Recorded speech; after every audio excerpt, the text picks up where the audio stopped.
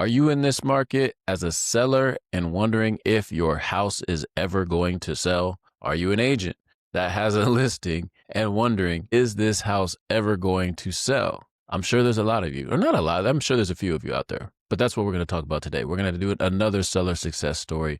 We're going to talk about a house that sold that, had probably some hiccups along the way. And I don't know exactly which hiccups those are because I don't really know what the situation is until my guest comes on the show and they talk about it. So we're going to bring my guest on. Before I do that, make sure you hit the subscribe button, and also happy Halloween. It's the first Halloween. You might notice something a little different. I am Mr. Milchick for Halloween this time. I don't look anything like him, but we'll see what the content turns out to be. Last year, I was really down on I didn't think it would be good, but it ended up being the best one. So I don't really know until I get started on whatever the thing is. Anyway, Mr. Milchick from Severance. And then Anne is Helly. Is it Helly? Yeah, she's Helly. Oh, so we're kind of it makes sense when you see us both together because I'm wearing a suit. It's not too crazy of an outfit for me personally. So anyway, my guest today, after you've hit the like button, hit that subscribe button if you're watching on YouTube, hit that follow button if you're listening to this on the podcast. If you're on YouTube, hit that hype button. I don't even know if we have a hype button. We probably don't got enough followers or listeners to do that, but it don't matter. If it's down there, hit it anyway. My guest today that's going to talk about her seller success story, and she's an agent with Abode. She's been in real estate for 15. This person also has been with us at Windermere Abode, and she's been on Abode for 6 years. She's also the creator and ideation behind the community dinner kits drive that we do every single year. We can talk a little bit about that as well. She also, for 12 years, picked up food and was part of the food. She partnered with Food Lifeline to deliver food from grocery stores to the food bank. So she did that for 12 years with her family. So that's really cool. And she spends just a lot of time in the community and a great realtor in addition to that, but just really a lot of time in the community. You probably have seen her at some type of advocacy event or something of that nature. But anyway, let's just go ahead and bring her out. Melo Hogan, welcome to the show. Thank you for popping on. Hi, Mr. Milchick. How are you doing? We are going to be doing our macro data audit here at Severance, and yes, and then we will have a Defiant Jazz later on today, so be ready for that. Hey, Dave. How are you? It's going well. Have you even seen Severance? Have you seen it? I haven't. Okay. It's not Korean drama, so no. Yeah, it's pretty good. It's actually really good. I'm really I get itchy and I want to itch stuff. Yeah, so this is part Sharpie. I know you're not supposed to color permanent marker on your face, but Yeah. Good we're luck gonna with go that ahead and when you figure remove it it. out. I mean, it's just scrubbing skin off, It can't be too bad. I don't I'm know. just picturing you the whole week with thick eyebrows. If I got to rock it at Seabrook for the retreat, then that's what I got to do. So yeah, I might be with some big old eyebrows at Seabrook in a couple days. So I want to make these quick. The goal is to make these fairly quick, 15, 20 minutes. And we're going to talk about a seller success story. So you have had a success story for a seller at some point this year. Can you tell us what that was like, and just give us some background on what the situation was with your Okay, seller I success story? have several seller success stories, but this is what stands out because I feel like it reflects the market, Mm, how it's hmm started to shift at the beginning of the year and how it was year to date. So Yeah. I had these clients who were ready to move out up to their dream home. They Mm. found the home. We made an offer on it. Stay with me. Got accepted. Their offer got accepted. They're so excited. And there was just this small thing that we had to do before we can, move forward to sell their current townhome. Easy peasy, right? So we just had to tackle that first. And this was during the holiday season and the market was shifting. And there's So also this is last year, the holiday season? yeah, it's just exactly, this is what made me remember it because it's exactly like around this time last. Wow. Okay. Yeah, it's like Okay. November 2024. So we had to just like a week before Thanksgiving that we had to, list their house. And then there was some property specific stuff that we also had to overcome. And then we have a tight timeline. So once you make an offer on a house that is contingent on the sale of your current property, you have, depending on what the contract says, but usually it's 30 days, 30 to 45 days. So Okay. the other seller gave us 30 days to sell their current house. Okay. Yeah. So can I back up real quick? So you went on the market around this time last year with your sellers Mm-hmm. because they found a house that they liked. Okay. And so you had a contingent situation. So in order to put the house on to sell, you only had 5 days to do that, right? Or like that's the rule I know. Like, or was that a rush for you guys, or like how did Yeah. that? I mean, part of our offer is, disclosing that we, my clients have to. Part of our purchase offer is to disclose that we do have a property that we need to sell Got in it. order for them to, purchase this house. And we can say, hey, we can list their current property in 7 days Got or it. 5 Got days, it. depending on what you negotiate with. And once we have it listed within that X amount of days, is we will also close it within 30 days. So Got it. Got it. these time constraints. Yeah. Okay. Yeah. Okay. So that's challenging, and especially in this time of year Mhm. when we're kind of slowing down, our market's slowing down a little bit, and people are enjoying the holidays and stuff. Yeah, their focus is not, in home buying because they want to, spend time with family, what to cook for Thanksgiving or, so Yeah, I'm sure there's got to be someone out there in that situation right now where they have to sell or they want to sell at this time. Maybe it's a situation where they think they might get an offer because, there's still buyers out there looking, but overall the market kind of slows down, but there's still people out there doing business. It's not like we just come to a screeching halt. But yeah, it's so the how long game. Yeah. How long were you on before? So you go on, so you take your seller and you go on the market with the home as you're putting another offer in on a house. How long did it take? How long were y'all on the market with that home? This one's the hard part is we were on the market for like a little over 70 days. Like, Wow. yeah, because with just those factors in holiday season, interest rates were not budging, home prices were low.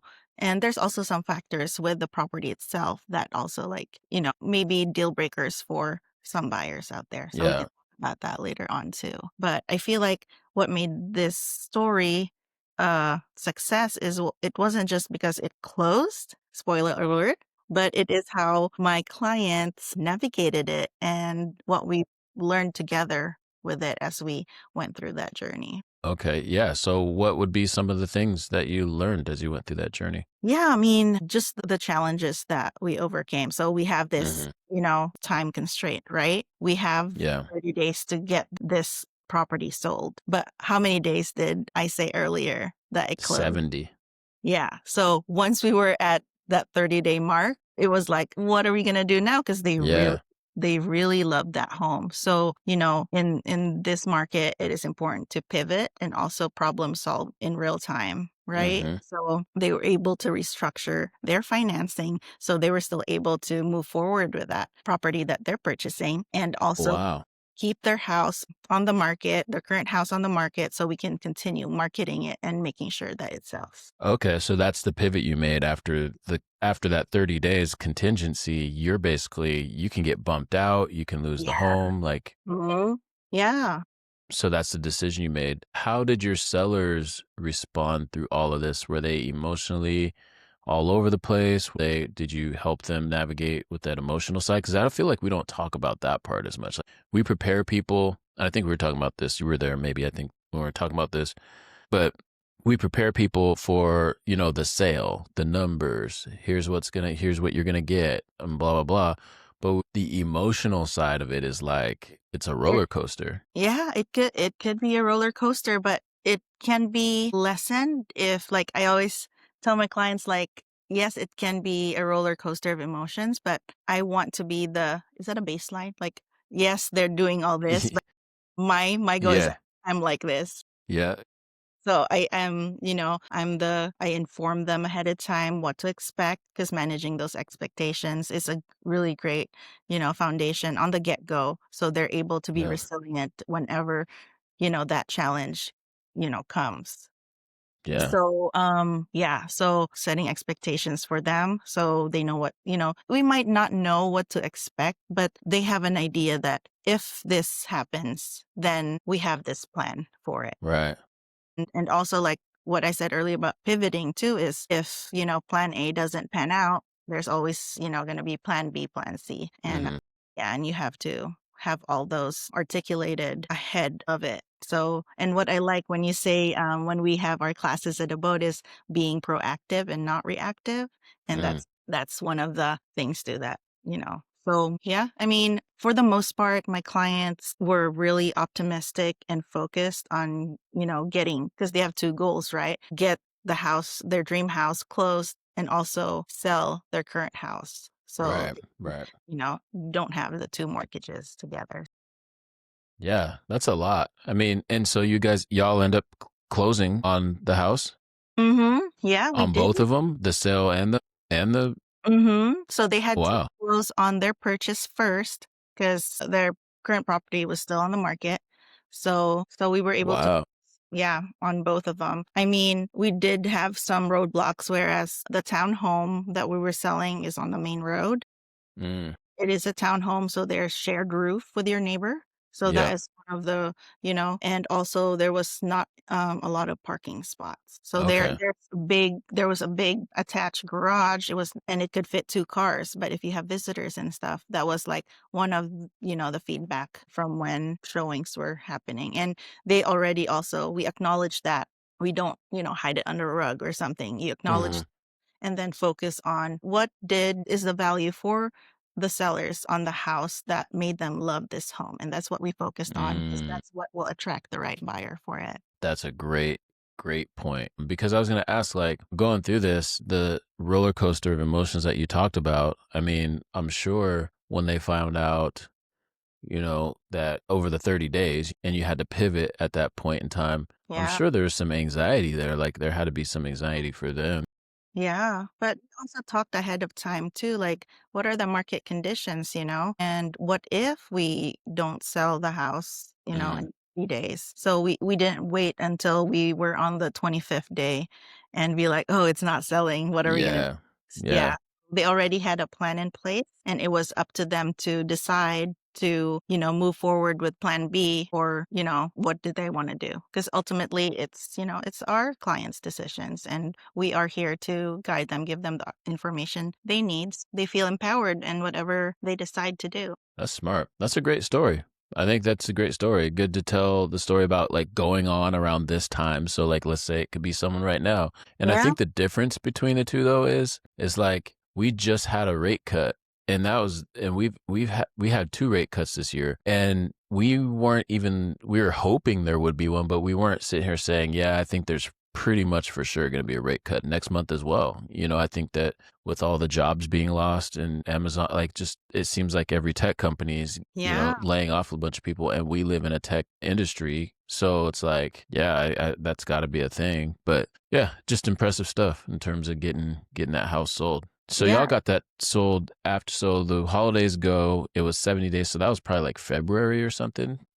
Yeah. Yeah, We had to wait that long. I mean, we did some price adjustment because the market wasn't accepting the original price point we have. And so it's just, and we didn't even like touch on like how creative we have to be in our marketing too. And collaborating with lenders who will offer, incentives for like interest rate cuts or something like that. And that's a I think like overall it's just seeing these obstacles as like opportunities to mhm. find a solution for them. Wow. That's a great way to look at it. It's a great way to end too. So thank you for sharing your seller's success story. Are you ready for the next segment? Or unless do you have anything else to say about the sale that you No. didn't think you covered? Yeah. Yeah. I just want people to know that it's happening.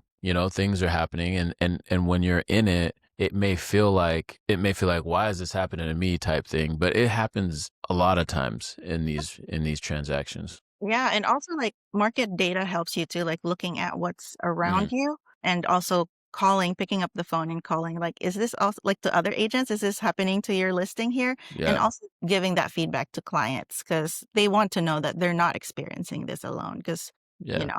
yeah. I think so too. All right. You ready for the next segment? What is it? It's called fill in the blank. So I'm Okay. going to ask a question. You just get to fill in the blanks. It's real easy. All right. So if I could swap lives with any celebrity for one day, I'd choose blank because blank. Celebrity. I don't know. I don't have a lot of celebrity people to like when you said I want to switch lives with someone, and if it wasn't celebrity, my answer would be a cat, like a house cat. All right. That's fine. It could be a house cat. Okay, I want to switch lives with a spoiled house cat Okay. because I think the answer is there. All right. The song that instantly gets me hyped when it comes on is Blank by Blank. Amber is the color of your energy. Do you know that song? Amber by Who's sing? 311. Amber what? Amber by 311. 11. Yeah, yeah. Okay. Now I know what you're talking about. I was like, oh yeah, 311. I know who that is. Okay. My all-time favorite movie quote is blank from blank. I suck at this game. I don't know. All-time favorite quote in general? No, I have no clue. Okay. I'm sorry. What's your favorite character from a movie or a series or anything? I watch so much movies, but I feel like it erases from my head when, There's nothing that you like have watched multiple times or like you don't seem to have be an the type of unhealthy. person. I'm sorry. You don't seem to be the type to watch something multiple times. I mean, my husband is, and he has sometimes Kill Bill on repeat at home and other stuff that I am not going to mention on here, but it's nothing bad. It's just old movies that like, but when I watch Kill Bill, I want to be, what is her? Uma Thurman? Yes. I don't know her. I don't know the character name though. Yeah, but I just, like all that power suit and the fighting and Yeah. maybe yeah. Yeah, she kills off like 100 people in that joint. Like she be slicing people up. Badass. So yeah, so maybe I would be that. Okay, let's see. My favorite place to shop for groceries is There's some specific stuff, but I do love Trader Joe's. Trader Joe's. Yeah, I love Trader Joe's because I love snacks and I love Yeah, So you know who has the best snacks? Tesso Life. told you about Tesla Life, but Best snacks.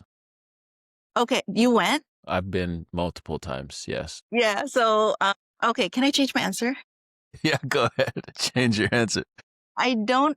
Tesla Life didn't click as a grocery store to me because they also have like makeups and Yeah, they have all kinds of stuff. H Mart is my favorite grocery store. Yeah, H Mart got the goods. Yeah. Yeah, H Mart, Tesso Life, like I just think chips. I have a weakness for the chips at Tesso Life and H Mart and Asian chips. For me. I think don't know what it is. Just opened your mind to everything. I mean, I've eaten it before, like, but my grandma didn't have, like, back then we didn't have, like, she didn't have like chips. She just always had like rice rolls and sushi and. It's like ingredients household versus seaweed household. Yeah, it was just like snack stuff, but it was like traditional Japanese food, traditional Japanese snacks. So like if we had crackers, it'd be the rice crackers. Like I lived off of those. Like those are good too. So, what's that? Those are good too, though. Oh, they're so good. I like it when it's just like the stars. Like if it's just the stars with the orange stars. If I just had a whole bag of those, I would be happy as a clam. I could eat those all day long. Snacks are premium. It's the best. They're the best snacks in the world. Yeah, they also taste healthy. Like I feel like it's fine. It's not healthy at all. It's fine if I just eat that whole bag. And it's okay. Smaller packages too. Yeah, that's what I was eating the whole thing. But the spicy Calbee chips, potato chips they're undefeated. I can eat the whole bag of those. It's silly how much. But anyway, if you go ahead. Chips?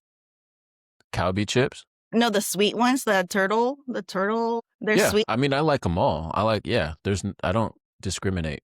You know what my favorite though is, and we're just on such a tangent here, but my favorite is the ice cream sandwiches with the waffle on the outside, so it holds the ice cream in. Those have made me literally, I'm not even joking, I have Yeah. stopped going to get regular ice cream sandwiches from Safeway. The Safeway Select ice cream sandwiches, those are like my favorite. I haven't had those Yeah. since I found those waffle outside. I don't know what you call them, but Yeah. man, those are the best. Yeah. I mean, So there's, was it Somi? Is it Somi that has that too? Like it's like a fish and then the mouth of the fish and then the ice cream is right there. Have you had mm, that? It's I good. haven't had that one It's yet. like waffle too. It's like the batter. It's a, you know, fish shape Yeah. batter thing. And then Well, I'm in. I'm it's in. good. We should do that. We should go grab some, look for Yeah. something at Smart or Tesla Life. Yeah. And bring him to Seabrook. Share I'm with gonna. them. Yeah. All right. Last one. On Halloween night, my go to costume would be blank. Because of my Since it's long hair and I don't want to say lazy. I want to say I'm efficient. I always go to being a witch or being Wednesday. every time. Yeah. Yeah. It's a That's no-brainer funny. for me. Yeah. I love Halloween. I think we should dress up, and I think every quarter there should be a dress up day for like work. Like a Like thief. people, yeah, just you should have a cosplay day. Like just one day of the quarter. Yeah. Because I don't know, people act different when you're all dressed up and you can laugh, and I don't know, it's silly. So We need all the silly because, I the know. world is Yeah. on fire. Yeah, it is. So tell people about community dinner kits, and you have 30 seconds to kind of tell people who you like, how to get in touch with you, anything you got going on, all those things. Okay. You can catch me on the socials. I'm on Instagram at melohogan.realtor. Community dinner kits, we are fundraising. Kay will feed, and we are able to provide 200 dinner kits to families. We're working with McKinney-Vento with Tacoma Public Schools, and we are all volunteers. So we have volunteer drivers, volunteer people that collect these banana boxes that house the dinner kits. So we need all the help we can get. Just message me how how you're able to help, and we have a system now. We have a Google Forms with Mm-hmm. all the volunteer opportunities. So help Cool. us help people. Yeah, and you guys always kill it every year, so thank you for all the work you do on that. I know it's a lot of work, but It's so fun though. it's so fun and it's so worth it. Like the families, I Yeah, mean, yeah. I don't know. It's and it's needed more this year than any year. Oh, I mean, it's needed every time, every year. But like, I think I just saw something fly across my screen literally like 30 minutes ago about something about SNAP, and I don't know. I haven't read the article, so I don't want to say anything about, because it could be overturned and we could have potentially some money coming in. Hopefully, that's what the article read, is I'm that hoping for that. that's back on, because so many families, especially when November 1st hits, like so many families are going to be, if we're not, I don't know. So anyway, thank you for joining. This has been a long time coming. Last time it's been like 2 to 3 years since you've been on this podcast. Because I It's been a long enjoyed time. so much. Exactly. But anyway, so thank you for joining. And if anyone wants to know more about buying or selling a home, hit up Melo and she'll be able to help you, walk you through it and do all the things. So with I'm that, we'll see y'all next time. All right. Peace. All right.